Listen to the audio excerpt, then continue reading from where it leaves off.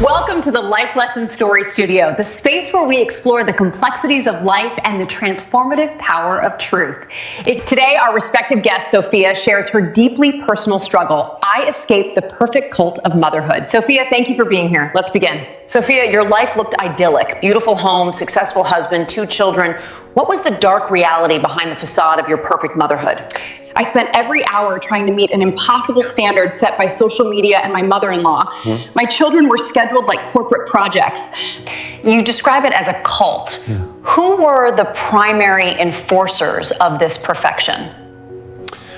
The other mothers in my North London circle. Everything was a competition. Organic food, Montessori schools, perfectly curated birthday parties. I felt constantly judged. And how did your husband, Adam, contribute to this pressure?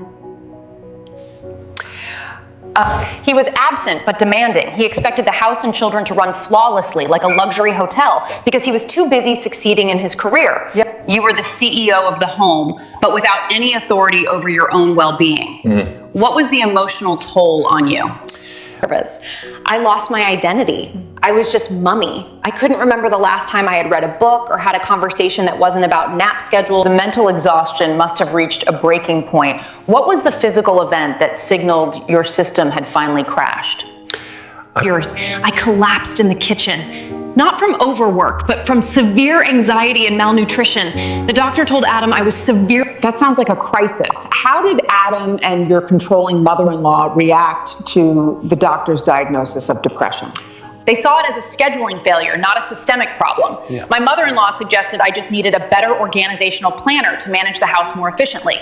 They were refusing to see the humanity in your collapse. You realized you had to escape the expectation, not just the house. I booked a solo trip. Just 2 nights away from London. Adam was furious that I was leaving his perfect system temporarily. What unexpected encounter did you have during that 2-day escape that finally gave you the perspective you needed? Rajas. I met an elderly woman, a former university professor, in a quiet coastal village.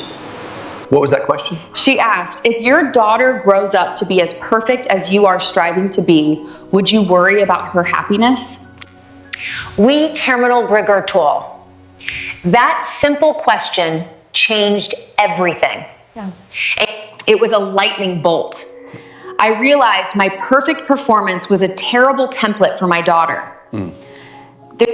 You returned to London with a clear plan to demolish the perfect cult. Yes. I decided to make my house less perfect and my life more real. The first confrontation was with Adam. Act 1 ends now. Sophia has her escape plan, but challenging the powerful perfect cult will risk her marriage. Will Adam Sophia, you returned with a new commitment to imperfection. What was the very first imperfect thing you did in your home? I canceled the children's Mandarin lessons. It was purely for status. I replaced it with unstructured time in the local park where they could just play in the dirt. How did Adam, the manager of the luxury hotel home, react to this sudden radical change in the children's schedule? He was furious. He said I was wasting the children's potential. He saw the shift from Mandarin to mud as a public embarrassment. This led to the first major confrontation. What did Adam demand from you? He demanded I apologize to his mother, who was already criticizing me, and immediately re-enroll the children. He gave me an ultimatum. In the past, you would have frozen or apologized.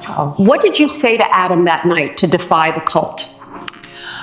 I am their mother, and I am prioritizing their joy over your image. This is not up for debate, Adam. A moment of true power.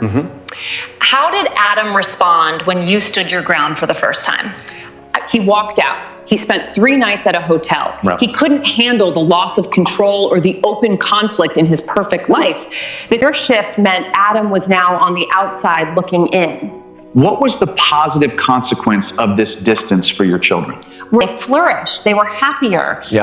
But they started asking why Daddy was always working and angry at the fun. The children became the emotional messengers. You realized this conflict was impacting their core safety. I told Adam we needed professional help for us. He refused, calling therapy weakness. He refused to change. You now had to choose between your new, real self and the security he provided. I made my final decision. I gave him an ultimatum: join therapy or I will file for separation.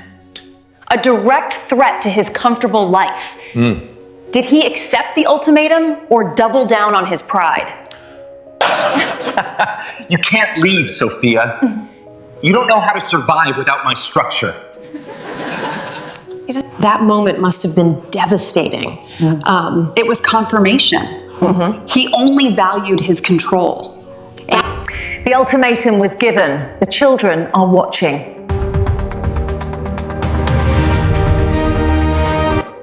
I had to show them the imperfect path to freedom.